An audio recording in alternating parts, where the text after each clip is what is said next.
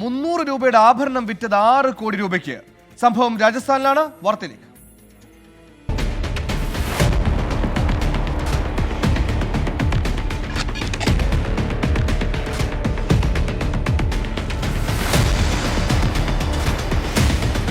ലാഭം കച്ചവടത്തിന്റെ അടിസ്ഥാനമാണ്. ലാഭത്തിനായി കൊടും തട്ടിപ്പ് നടത്തിയ വാർത്തയാണ് രാജസ്ഥാനിൽ നിന്നും വരുന്നത്.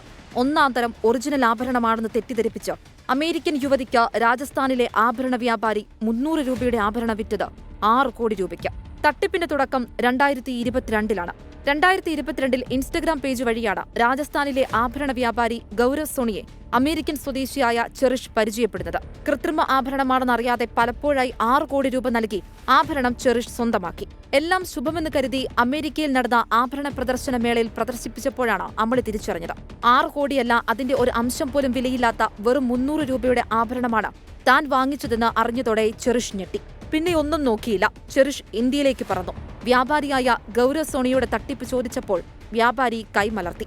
തനിക്കൊന്നും അറിയില്ലെന്നായി. വൈകാതെ പോലീസിൽ പരാതി നൽകി. ഒപ്പം US എംബസി കൂടി ഇടപെട്ടതോടെ കാര്യങ്ങൾക്ക് വേഗതയായി. പ്രത്യേക അന്വേഷണ സംഘത്തെ തന്നെ നിയമിച്ചിരിക്കുകയാണ് കേസന്വേഷണത്തിന്. ഗൗരവ് സോണിയയും പിതാവും ഒളിവിലാണ്. News desk 24.